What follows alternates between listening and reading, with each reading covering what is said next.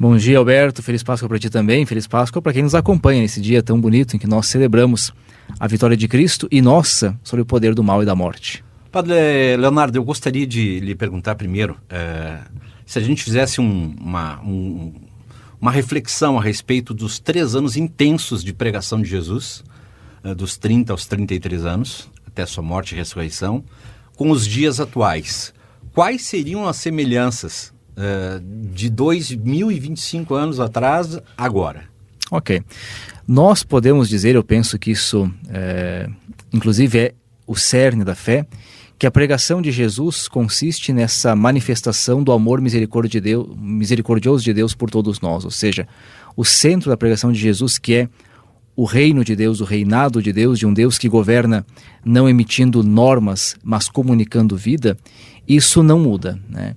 Então, se nós encontramos alguma pregação dissonante disso, nós já encontramos naquela época, ou seja, podemos já naquele período histórico de Jesus vermos manifestações de Deus que não estão de acordo com este projeto amoroso. Mas o cerne da pregação de Jesus sempre é Deus que ama a humanidade de forma tão intensa, quase louca, a ponto de doar a sua vida por ela, né? Isso permanece. Esse é o cerne da pregação de Jesus. Jesus era sem querer polarizar no dia de Páscoa aqui, longe disso, mas Jesus era um ser político? Bom, segundo Aristóteles, todo ser humano é um ser político, né? Ou seja, qualquer coisa que nós fazemos para além de nós mesmos é política, né? A política, em um sentido clássico e positivo, é o cuidado com o bem comum. Jesus cuidou totalmente do bem comum e constantemente do bem comum. Ou seja, Jesus nunca esteve preocupado consigo mesmo. Aliás, Jesus não pede nada para si mesmo, né? Se nós olharmos os evangelhos, ele mesmo sendo Deus, na compreensão cristã, como é a nossa compreensão, cremos que ele seja Deus, ele nunca pediu para ser adorado como Deus. Ele pediu para ser seguido, né? Ou seja, não pediu adoradores, pediu discípulos. O que significa dizer isso? Ele não centralizou-se a si mesmo. Ele não é o centro da sua própria pregação. O centro da pregação dele é o reino de Deus. E o reino de Deus é a manifestação deste Deus que comunica a vida. Portanto, toda a ação de Jesus, em um sentido clássico, é uma ação política, é um cuidado com o bem comum. Com certeza. É isso que o Papa diz, né? O Papa Francisco repete muito isso, né? Que a política, todo cristão tem que se mover para a política. Quando ele fala em política, é trabalhar pelo bem comum, né? Exato. Acho que já no começo do século passado, né, o Papa Pio XI dizia que a política era a forma mais alta de caridade, ou seja, a mais elevada forma de amor. Por quê? Porque você estrutura o amor para vencer as estruturas de desamor, de corrupção e de mal, né? Francisco apenas repete isso, né? Paulo VI também repetiu isso, mas Francisco repete muito isso, que a política é a forma mais alta de caridade. Por quê? Porque é um modo também de nós estruturarmos o bem. Quer dizer, da mesma maneira como no mundo o mal se estrutura, né?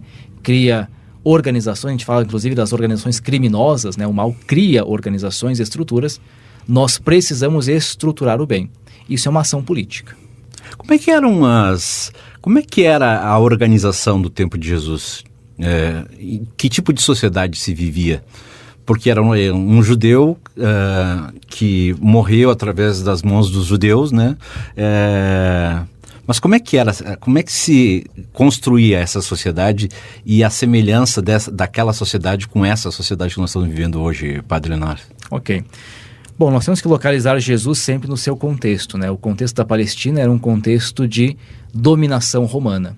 Portanto, havia evidentemente o governo local, né? Nós inclusive lemos os governadores locais, né? Herodes, o rei dos judeus, né? Mas havia também o governador romano, que era Pôncio Pilatos. Então, portanto, falamos da Palestina governada pelo poder de Roma. Abaixo deste governo político, né, estrangeiro, digamos assim, haviam os partidos religiosos dos judeus. Então, haviam os saduceus, os fariseus, mestres da lei, enfim, vários partidos religiosos, todos eles de tonalidade política, né, que tinham mais proximidade ou menos proximidade com as camadas populares ou com as camadas de elite do povo de Israel, né.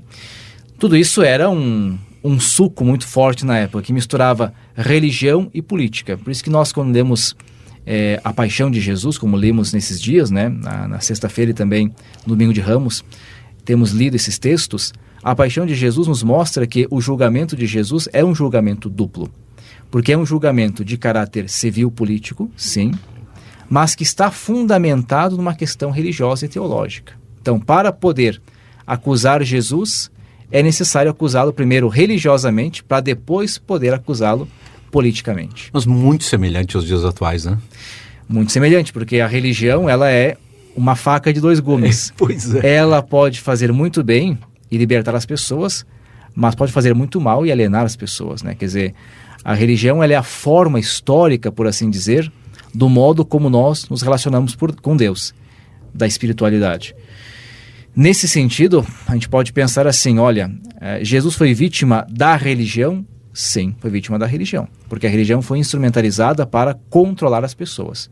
O que Jesus fez com a religião foi exatamente fazer dela um instrumento não mais de controle, mas de libertação. Bom, se Jesus evangelizasse nos dias de hoje, se estivesse aqui, ele seria um cara, o quê? Um influencer? Um cancelado das redes sociais? Como é que seria? Eu fico imaginando como é que seria Jesus hoje, fazendo a pregação dele com os discípulos, que rede social ele usaria, se ele usaria redes sociais, como é que se evangeliza nos dias atuais, Padre Leonardo? Eu penso assim, quando nós lemos os evangelhos, né, se a gente pega, por exemplo, o de São Marcos, o primeiro evangelho, já no 3º capítulo, cita-se que as autoridades começam a tramar como vão matar Jesus. Já lá no comecinho, quando Jesus vai, por exemplo, e prega na sua cidadezinha, né, Nazaré, que é uma vila, na verdade, não era uma cidade, já lá o povo também fica louco com ele e quer matar o cara. Então, ao longo da pregação de Jesus, sempre houve muita discordância em relação a Jesus. Por quê? Porque Jesus, de fato, começa a mexer um pouco as pedras de lugar, né, tirar as coisas do lugar, mostrando que a religião está sendo instrumentalizada como força política, dominadora, controladora, opressora, né? Que é exatamente o contrário daquilo que ele pregou e anunciou. Se Jesus pregasse hoje, a reação seria muito semelhante, no sentido de que é evidente que o conteúdo da pregação de Jesus seria negado por muita gente. Eu digo até, sem nenhum medo, que o evangelho hoje encontra muita resistência entre os cristãos, porque nós fizemos uma separação entre Jesus e o evangelho. Talvez não seja tão simples entender isso, mas vou tentar explicar. É muito fácil dizer Jesus é Deus e adorá-lo, mas é muito difícil assumir o projeto de Jesus. E o projeto é o evangelho. Então tem muita gente que se dispõe a adorar Jesus, quase como um objeto sagrado, né? Uma divindade, mas que tem dificuldade em entender que existe um projeto por trás de Jesus, né? E que não adianta adorá-lo sem assumir o projeto, né? Basicamente, eu diria, a reação que ele sofreu à época, sofreria hoje também. Ele não escaparia de muitas Guardado bocas. os nomes seria quase a mesma coisa. Guardado né? os nomes, as dimensões. Cancelamento havia 2025 anos atrás. Exato. Então é muito provável que nós não pudéssemos mais crucificar alguém porque evoluímos humanamente nesse sentido. Mas nós iríamos crucificar de outras formas, né? Ou como diz o Papa Francisco, nós iríamos usar a pedra mais pesada que existe, que é a língua. Pois é, que coisa, evidentemente. E sobre essa separação, Padre Leonardo, que o senhor fala, das pessoas adorarem Jesus, mas também estarem separadas um pouquinho daquilo que Jesus pregava do Evangelho. Por que o senhor entende que isso tem acontecido e tem acontecido muito, e muitos padres, a exemplo do senhor, também falam disso, né? Alertam para isso, olha, não é só adoração, vamos pensar também no Evangelho de Jesus Cristo. E o Evangelho de Jesus Cristo é muito claro em algumas situações, e muitas pessoas parecem que não veem isso ou não querem ver isso. Por que o senhor entende que está havendo essa separação? Ou que sempre houve essa separação, né? Sempre houve a separação, não é uma coisa que está havendo agora. O que nós temos agora é uma visibilização maior, quer dizer, com as mídias, com as redes, com a TV, enfim, tudo isso faz a coisa ficar muito visível. Por que existe essa separação? Por que sempre existiu? Porque sempre existirá a separação entre a pessoa de Jesus, que é adorada, e o seu projeto. Porque o projeto de Jesus contradiz os nossos projetos humanos. Essa é a questão, basicamente. Quando Jesus diz de forma muito clara, muito pesada, por exemplo, ai de vós ricos, quer dizer, isso é muito pesado para ser levado como projeto de vida, né? Quando Jesus diz, bem-aventurados os pacificadores, os misericordiosos, os mansos, os que têm fome e sede de justiça, isso é um projeto. Quando Jesus diz que o critério do juízo final será eu estive com fome, eu estive com sede, me deste de comer, me deste de beber, isso é um projeto. Só que este projeto de Jesus, que é o Evangelho, ele contradiz projetos nossos, né? E nós sendo cristãos, católicos muitas vezes, ou seja, é claro que daí para podermos sobreviver com isso, a gente faz uma distinção entre ele e o seu projeto. Então é muito fácil adorar Jesus ou acender uma vela diante de uma estátua de Jesus, desde que a gente não precise mexer naquilo que ele disse e no seu projeto. Evidente que, falando a nível cristão, isso não tem sentido nenhum. É uma lógica muito mais pagã do que cristã. Mas nós ainda fazemos essa distinção, sim, para podermos sobreviver, digamos assim, com os nossos projetos humanos. Bom, nós estamos aqui conversando com o padre Leonardo Lucian Dall'Ostro, que é pároco da Paróquia Santa Rita de Cássia, no Santa Fé, em Caxias do Sul. É filho da UX, né? O senhor é filho da UX, né? Sou filho da UX, filosofia, conta só um pouquinho do seu currículo aí. Não, a minha filosofia, como nós na Diocese fazemos, foi feita toda na UX, né? Nos anos de 2005 até 2007. Depois a teologia eu fiz na PUC, em Porto Alegre, como também fazemos ainda hoje. Fiz ali na PUC o mestrado em teologia e estou no doutorado em teologia, mas daí na Gregoriana em Roma, né? Claro, então a universidade, o reitor Gelson, que escuta a gente aqui, tá feliz. Foi meu professor. Foi teu professor? Foi meu professor, Ele sim. Fica feliz com os filhos da UX, 2 filhos da UX aqui, né? Agora, Padre Leonardo, ainda sobre essa questão do dia da Páscoa e fazendo essa reflexão sobre Semana Santa e também tentando trazer aqui para esse momento que a gente vive. Eu acompanho as suas redes sociais e peço que as pessoas que estão escutando esse programa e assistindo, escutando também pelo YouTube, pelas redes sociais, acompanhem o Padre Leonardo nas redes sociais, né? Os seus vídeos, as suas ponderações, as suas reflexões sobre o mundo. E tem uma das suas falas em que o senhor fala da visão mágica da realidade, que é o catolicismo Harry Potter. É isso, né? Isso. Que é a presença que muita gente faz do sobrenatural dentro da religião. E o senhor cita até que viu uma congregação, eu não sei, um grupo que se diz cristão e que teria uma receita aí de óleo que teria sido passado por Nossa Senhora, né? Com vários ingredientes. Esse óleo aí era poderoso. Eu fiquei assistindo aquilo e disse, cara, será que existe gente que ainda que se usa desse expediente, né? Do tipo assim, poxa, esse óleo aqui foi passado por Nossa Senhora, esses ingredientes são poderosos, passa esse óleo. Como é que a gente pode... Qual é a visão mágica da realidade? Por que disso está acontecendo dentro da igreja, inclusive dentro da igreja católica? Isso, mais ou menos como antes, sempre aconteceu, né? A linha é muito tênue que separa uma religiosidade serena de uma religiosidade mágica.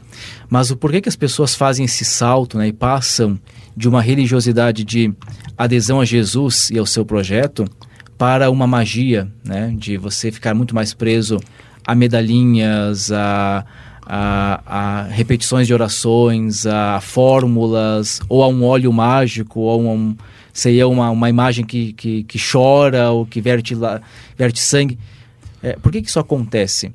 Porque a explicação mágica ela é mais fácil, não só de ser acolhida, mas ela é mais interessante para resolver problemas. Então, é muito mais fácil, por exemplo, eu dizer que as dificuldades da minha vida, todas elas são causadas pelo diabo, porque daí alguém resolve isso, o padre, o pastor, ou o curandeiro, enfim, ou o pajé, do que eu dizer, não, são problemas que eu tenho que enfrentar, que estão na minha psique, que estão no meu contexto do dia a dia, porque isso exige que eu faça mudanças, exige que eu puxe de mim mesmo.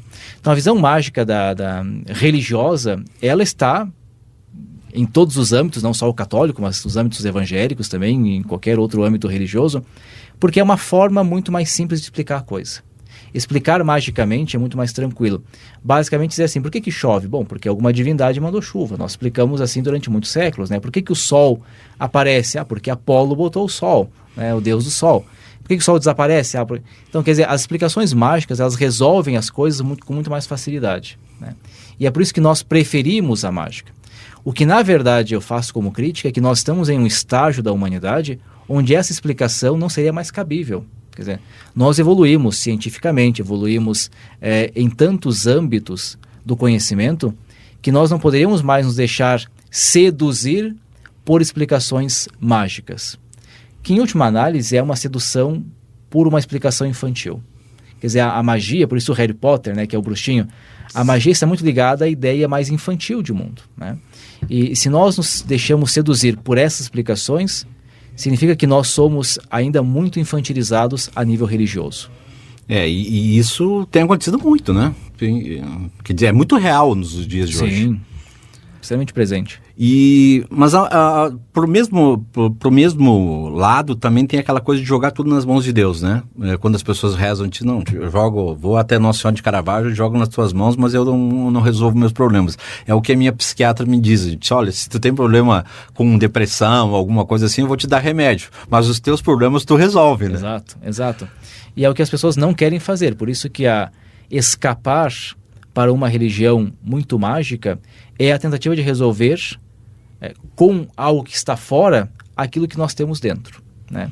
Só que aquilo que nós temos dentro, como diz a tua psiquiatra, ou tu resolve ou não se resolve. Quer dizer, eu posso até empurrar com a barriga e posso fingir que resolvo com mágica, mas não vai ser resolvido. Tem algo que é genético e tem algo que se resolve com remédio, mas Exato. Tem algo que a pessoa tem que resolver. O Santo Oscar Romero também, eu li nas suas redes sociais uma citação, ele dizia que uma religião de missa dominical, mas de semanas injustas, não agrada ao Deus da vida. Uma religião de muita reza, mas de hipocrisias no coração, não é cristã. E ele fala mais, né? Na citação, ele diz que uma igreja que se acomoda para estar em paz, para ter muito dinheiro, mais comodidade, sem se importar com os clamores das injustiças, não é a verdadeira igreja de Cristo. Isso, palavras do Santo Oscar Romero, bispo e mártir, numa homilia de 4 de dezembro de 77. Que forte isso, né? Sim, Santo Oscar talvez não seja conhecido de todos, né? Mas foi arcebispo de São Salvador em El Salvador, na América. Grande catequista. Um grande catequista, né? Da América Central. E foi martirizado enquanto rezava a missa no altar de uma igreja durante a ditadura militar, né? Exatamente por quê? Porque Santo Oscar é um homem que faz uma grande conversão. Ele diz, eu reaprendi a ler a Escritura com o meu povo. E ele se converte de uma religião da conveniência para uma religião, de fato, inserida na realidade do seu povo. E aí ele percebe como o seu povo está massacrado e encontra nesse povo massacrado a presença de Cristo crucificado, né? A ponto de eles dizerem, vocês são Jesus. Ele olha para aquele povo massacrado e vocês são Jesus. Santo Oscar, ele acaba com algo que nós criamos na religião, que é exatamente aquela separação entre Cristo e o seu Evangelho. Santo Oscar tem muita clareza, não adianta a celebração da Eucaristia, ou dos sacramentos, ou a vida espiritual, ou a vida de oração, se isso não se traduz em uma ética, que não é apenas uma ética pessoal individualista, é uma ética social, ou seja, o segmento de Jesus exige que nós trabalhemos pela transformação da realidade, por uma ética que é uma ética para todos, não para alguns, né? Ele faz isso. É claro que a consequência disso, naquele momento, foi o seu assassinato. Mas é forte. É muito forte. É muito forte. Porque é um ato profético, né? Ou seja, recordemos que na igreja a profecia é essa coragem de dizer aquilo que Deus quer, mas que nós nem sempre temos coragem de fazê-lo, né? Então, Oscar Romero foi um profeta. Um grande catequista. Olha, nós estamos conversando aqui com o padre Leonardo Luciano Dall'Ostro e nós estamos com o programa Acredita, estamos no youtube.com/acreditaf5 e nós vamos a um breve intervalo e já voltamos para continuar essa conversa nesse dia de Páscoa. Já voltamos. Estamos aqui conversando com o padre Leonardo Luciano Dall'Ostro nesse dia de Páscoa, uma feliz Páscoa para todo mundo. Esse é o programa Acredita, nós estamos na sua segunda hora do programa. É um programa de promoção da vida, já está há 4 anos no ar e também de jornalismo humanizado. E é sempre bom conversar, a gente criou também a bênção do domingo. O Padre Leonardo já fez várias vezes, né, essa bênção no domingo. As pessoas esperam ardentemente por essa bênção, onde até irmãs, como a irmã Eléia Iscariote, lá de Roma, ela está em Vicenza, na Itália, faz a bênção, pastores. Aliás, sobre isso é interessante a gente falar, né, Padre Leonardo? Quando a gente está aqui com um padre, a gente não está aqui falando só da Igreja Católica, a gente está falando de todos os cristãos. Qual é a importância dessa relação da Igreja, desse ecumenismo, da Igreja Católica convergir, conversar, dialogar, por exemplo, numa região como Santa Fé, por exemplo? Várias igrejas evangélicas estão ali, está ali também a Igreja Católica. Qual é a importância de conversar e dialogar e também trabalhar junto com os pastores de outras igrejas? Sim, onde não existe paz entre as religiões, não existe paz social como tal, né? Penso que o Concílio Vaticano II, há 60 anos atrás, quando resolvia basicamente a questão religiosa na igreja, nos ajudava a entender isso. O mundo é uma casa comum. E nós habitamos este mundo em nossas diversas crenças, nas distinções de crenças. Mas para que exista paz, tranquilidade, prosperidade, justiça, é necessário o diálogo entre as religiões, né? Então, é absolutamente impossível, penso eu hoje, pensarmos em viver ou em trabalhar um país como o nosso, um país enorme, imenso, né, com essas dimensões continentais, extremamente plural, sem pensarmos em respeitar as religiões dos outros, né? Sem entendermos que o outro não é pior do que eu, é apenas diferente, né?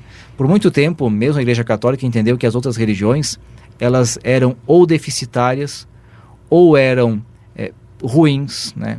Ou eram menos boas do que ela, né? E nós hoje, com maturidade, entendemos que os outros são diferentes, né? São diferentes. E isso nos dá a capacidade de entender que se o outro é diferente, o outro também contribui para a minha identidade. Também, da mesma maneira como nós podemos ajudar os outros a caminharem melhor, eles também podem nos ajudar a caminhar melhor.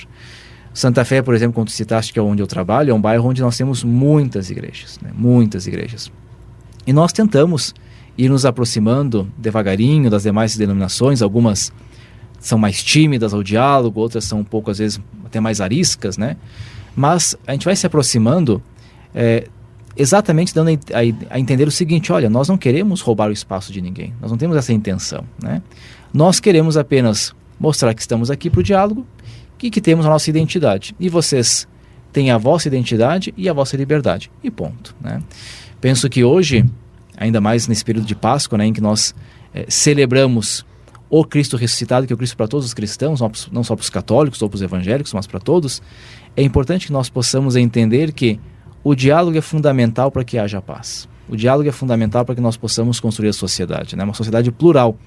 É uma sociedade onde o diálogo perpassa todas as estruturas e as camadas sociais, e é um diálogo entre cristãos e não cristãos, entre crentes e não crentes, né? Me recordo que o antigo arcebispo de Milão, Cardeal Martini, ele dizia assim: não interessa saber se você crê ou se você não crê, mas se você é uma pessoa que pensa ou que não pensa, né? Quer dizer, nós não trabalhamos com crentes, trabalhamos com pessoas. E pessoas podem crer ou podem não crer. Padre Leonardo, me ajuda aqui. Quem é o pai da família Paulina? Alberione. Padre Tiago Alberione, né? Ele sempre falava numa mão da Bíblia, uma mão a Bíblia, na outra o jornal. Ele queria dizer, né?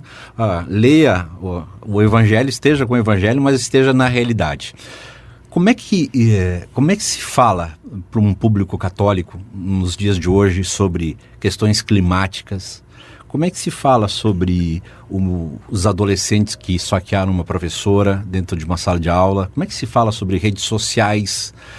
Como é que se discute os assuntos atuais, como guerras que estão acontecendo em vários pontos do mundo e que sempre polarizam? Qualquer discussão é polarizada. Não, se esse padre falou da Palestina, ele é a favor de Israel. Se ele falou da Rússia, ele é não sei o que.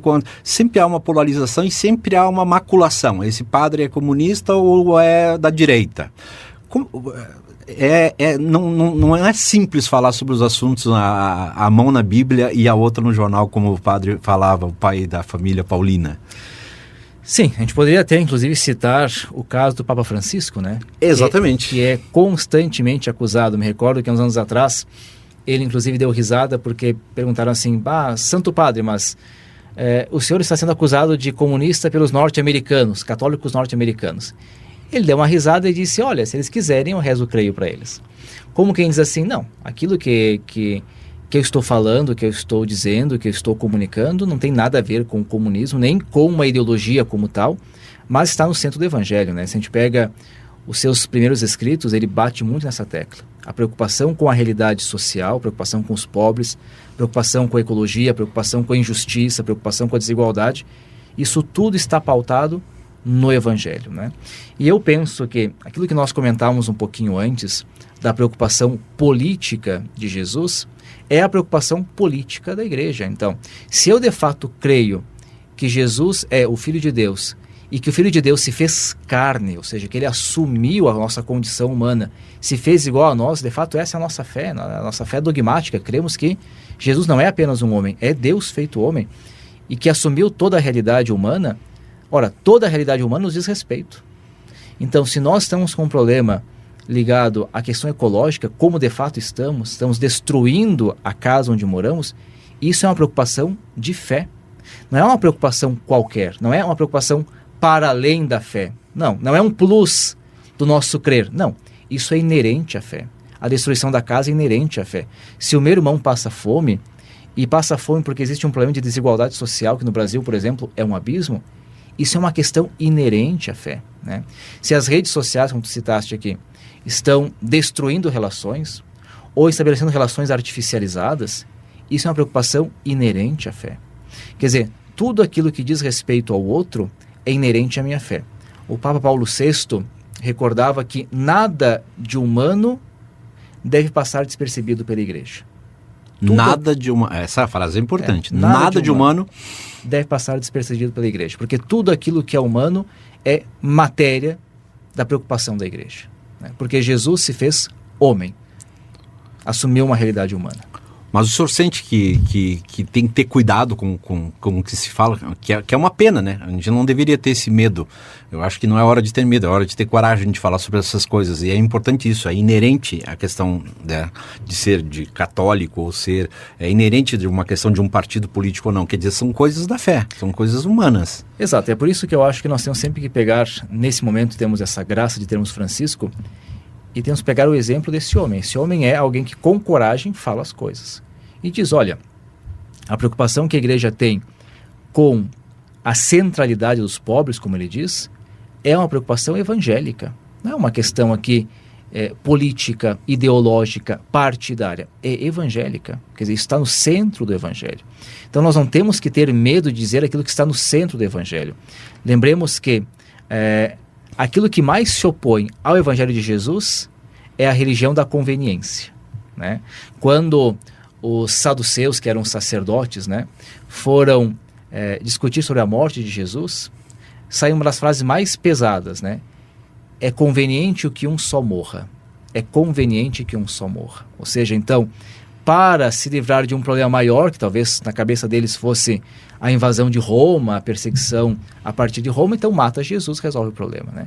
A conveniência é a morte do Evangelho, é a destruição da lógica de Jesus. Nós não podemos, por conveniência, nos calarmos. Quer dizer, a realidade está aí e a realidade diz respeito à igreja porque é inerente à fé cristã. E nós temos, sobre as questões climáticas, né, o Papa Francisco bateu muito nessa tecla, sempre bateu muito nessa tecla da importância, né? E nós temos COP30 esse ano no Brasil e nós estamos convivendo com queimadas, enfim, com acordos mundiais não cumpridos com os países mais ricos, né? Quer dizer, não tem como não falar disso. Não tem, até porque nós, na visão cristã, entendemos o planeta como criação. Quer dizer, o nome que nós damos teológico para o planeta ou para o cosmos, né, para a realidade como tal, é criação. Ou seja, nós cremos que Deus quis tudo. A campanha da fraternidade, inclusive, diz, usa o Gênesis, né? Deus viu que tudo era muito bom, ou seja, tudo aquilo que foi criado por Ele, que foi desejado por Ele, que nasceu do seu coração, ele viu que era bom, e nós destruímos, né? Porque nós estabelecemos uma lógica de domínio, uma lógica extrativista, uma lógica, inclusive econômica, que não entende que o planeta é finito, né? A nossa atual lógica econômica é transformar o planeta em mercadoria. É o que nós fazemos. A gente constantemente transforma o planeta em mercadoria. Mas o planeta é finito. A nossa lógica não conhece isso, mas o planeta é finito, ele vai acabar. O que Francisco tem feito desde o começo do seu pontificado é chamar a atenção para a dimensão religiosa da realidade. Quer dizer assim, olha, por que nós nos preocupamos com o planeta? Não é só porque nós vamos destruir tudo e vamos ficar sem onde morar, mas é porque isso é criação de Deus. Deus quis isso e quis vendo que era tudo muito bom. Nós temos o dever de cuidar. Nós não temos apenas o direito de extrair, nós temos o dever de cuidar, como que grandes jardineiros cuidando de um grande jardim. Nós somos esses jardineiros, deveríamos ser os jardineiros para cuidar da criação. Francisco nos chama a atenção a isso e nós não podemos ter medo de falar disso, como a campanha da fraternidade tem feito. Pois é. Muita gente tem combatido, né? Evidentemente, inclusive dizendo, agora os bispos se preocupam em salvar as árvores, não as almas. Tá, mas daqui a pouco não tem árvore? Tem gente dizendo isso? Tem gente dizendo isso. Tem católico, inclusive tem padre, inclusive tem bispo dizendo essa bobagem, né? Que a igreja não tem que salvar as árvores, mas as almas. Isso é de uma esquizofrenia imensa. Quer dizer, somente uma pessoa completamente fora da realidade pode dizer uma coisa dessas. Quer dizer, o que a igreja tem que preocupar-se é em salvar tudo. Tudo e todos. E estes todos estão dentro deste tudo que é a criação. Nós estamos dentro do planeta. Eu fico até estarrecido de saber disso, né? Que tem pessoas falando disso dentro da Igreja Católica, padres e bispos, a gente vê isso. E a gente faz uma relação, esse programa também tem quadro pet, que a gente faz essa relação com os pets, né? Por que depois da pandemia, pós-pandemia, ou quando acontecer a pandemia, as pessoas estão tão ligadas aos animais, e muita gente diz assim, não, por que tu te preocupa tanto com um gato ou com um cachorro, por que tu não te preocupa como humano? Né? Cara, pode te preocupar com os dois, não tem problema nenhum. Te preocupa com o pet, te preocupa com o humano. Quem fala isso não se preocupa nem com um nem com o outro. Pois né? Quer dizer, quem fala isso não cuida nem de gente nem de bicho. Exato, né? Quer dizer, tudo é criação. Exato. Tudo é criação e tudo é relação, né? A campanha tem nos ajudado a entender que existe uma ecologia integral. E uma ecologia integral é o cuidado da integralidade das relações. Somos nós como Criador, sim, mas somos nós com o planeta, somos nós conosco mesmos e somos nós com os demais seres, né? Vegetais, animais, quer dizer, essas relações são fundamentais porque nós dependemos delas. Quer dizer, o planeta vai sobreviver sem nós. Agora, nós não iremos sobreviver sem o planeta. Quer dizer, isso é uma questão óbvia, deveria ser óbvia para nós, né? E é uma questão de fé também. Olha, Leonardo, para encerrar, eu queria que a gente falasse sobre as mulheres.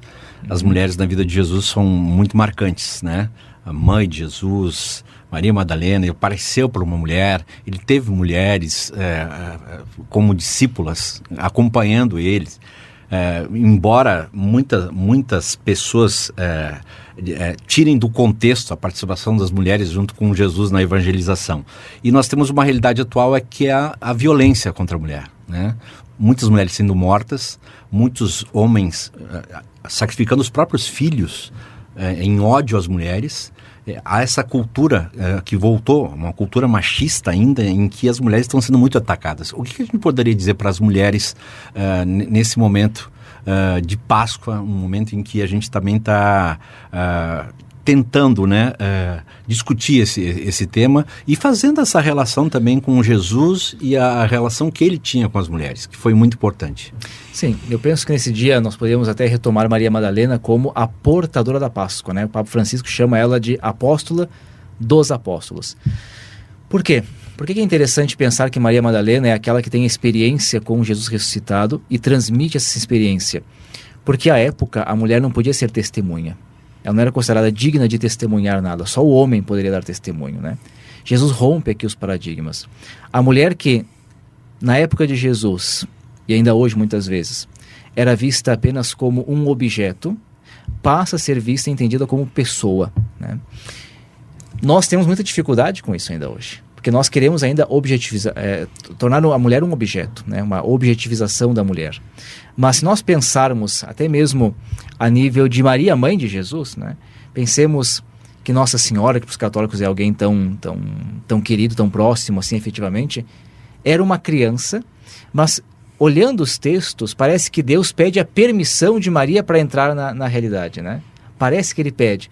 E é engraçado entender assim, de fato Deus fala com essa menina e ela diz sim, e a partir do sim de uma menina, de uma mulher, né, Deus entra na história. Então, toda a história de Israel, que antes era pensada a partir do homem, né? Abraão, Isaac, Jacó, né, os profetas, Moisés, enfim, agora passa por um filtro, né, passa por um outro filtro, que é uma menina, né? Como nós temos dificuldade em entender que para Deus não existe essa distinção que nós fazemos entre homem e mulher, porque isso é uma invenção nossa, pelo menos distinção de ética, e é exatamente para destruir isso que Deus coloca esses elementos, né? É Maria que tem seu sim, é Madalena que vai ser aquela que vai anunciar a ressurreição. Jesus completamente derruba essas compreensões de época, esses paradigmas de época, para nos ajudar a entender as coisas de uma outra maneira. Porque os números hoje são muito assustadores, né, da violência contra a mulher. E nós temos que combater isso. Porque nós não conseguimos mudar a mentalidade. Ou seja, o Evangelho nos traz uma novidade, uma nova compreensão de homem e mulher iguais em sua dignidade, né? Mesmo a doutrina católica hoje fala isso com muita clareza, mas nós ainda culturalmente não conseguimos dar esse passo. Nós ainda colocamos a mulher abaixo do homem, né? A esposa abaixo do marido, inclusive em pregações, né, religiosas, sejam católicas ou evangélicas, né, se recupera muito mais o que diz São Paulo do que disse Jesus, né? Quer dizer, para nós o critério não é tanto o que diz Paulo, é o que diz Jesus. Aliás, para pegar no finalzinho aqui, já que o senhor falou de pregações, eu quero lhe pedir a opinião sobre a questão do Frei Gilson, né, que é um assunto atual. Frei Gilson é uma sumidade em termos de acompanhamento em redes sociais, milhões de pessoas seguem ele, é um cantor e é um evangelizador, mas enfim, a fala dele nos terços aí de madrugada gerou polêmica e novamente se polarizou uma discussão. Por que essa discussão em torno do Frei Gilson, Padre Leonardo, o senhor entende que se reveste às vezes de um cristianismo, de uma popularidade em redes sociais para pregar uma coisa que Jesus não disse? Por exemplo, uma fala que ficou famosa dele foi exatamente sobre a questão das mulheres. Exatamente. Né? As mulheres que estão submetidas, deveriam estar submetidas ao homem. Quer dizer, quando ele fala isso, ele fala esquecendo que existe todo um contexto quando aquilo foi dito, né? E esquecendo que a igreja já evoluiu, já não pensa mais assim. Quer dizer, é uma fala desautorizada pelo magistério da igreja. Agora, é claro que Frei Gilson faz sucesso e eu vejo que entra quase pela mesma lógica da religião mágica, né? Porque se eu penso assim, bom, vamos rezar o terço às 4 da manhã. Que diferença faz rezar às 4 da manhã, ao meio-dia, 5 da tarde... 3 da tarde. 6 da tarde? Nenhuma, né? Mas há um caráter mágico, assume um caráter mágico, né? E esse caráter mágico atrai muita gente, né? O problema do Frei Gilson não é só esse caráter mágico que está por tudo, mas é que ele veicula, né, nesses terços, momentos, falas que são fundamentalistas, que não consideram a evolução do pensamento cristão e que não consideram nem o magistério do Papa Francisco, né? Aliás, essa é uma das questões muito preocupantes hoje nas mídias católicas. As mídias católicas têm muita gente falando, desconsiderando o pensamento do Papa Francisco, desconsiderando o magistério do Concílio Vaticano II, desconsiderando a CNBB e os bispos do Brasil. Quer dizer, inclusive isso é um alerta. Quando nós vimos isso, quando nós percebemos isso, deixem de escutar essa gente, porque é muito complicado. Padre Leonardo, olha, muito feliz com a sua presença aqui, muito obrigado por ter aceito o convite de conversar com a gente. Nós vamos conversar mais em outras vezes, eu vou lhe incomodar mais, pedindo mais bênçãos aqui, mas gostaria que o senhor deixasse uma bênção para toda a nossa audiência que está acompanhando pelo Rádio Raiz, ou pelo YouTube, ou pelo Instagram, ou que vai acompanhar isso depois, em um outro dia qualquer, assistindo pelo YouTube, deixasse aqui uma reflexão e uma bênção para todo mundo. Ok. Primeiro, obrigado, Alberto, pela oportunidade. Obrigado também àqueles que nos acompanharam nesse momento, nesse domingo de Páscoa. E eu recordo que a Páscoa, de fato, para nós, é sempre esta esperança de que o mal não tem a última palavra. Quer dizer, quando os discípulos contemplaram Cristo na cruz e fugiram por conta disso, né, perderam a esperança. A ressurreição é a retomada da esperança. O mal é uma palavra, ele toca a nossa vida, toca a existência de todos nós, mas não é a última palavra. A última palavra é a vitória da vida, é a vitória da ressurreição. Então, que nós possamos, a partir desse período pascal que nós estamos iniciando, entendermos que os males vão nos tocar, sim, mas que nunca serão a última palavra. A última palavra sempre é a vitória do amor de Deus sobre nós. E desde já invoco sobre todos vocês, aqueles que nos acompanham, as famílias, aquelas pessoas que às vezes passam por dificuldades, momentos também de sombras, a proteção, a bênção e a paz de Deus, que é profundamente amor e misericórdia, em nome do Pai, do Filho e do Espírito Santo. Amém. Obrigado, bom domingo, bom trabalho ainda, que eu sei que tem muito trabalho ainda pela frente. Temos, muito obrigado, um grande abraço.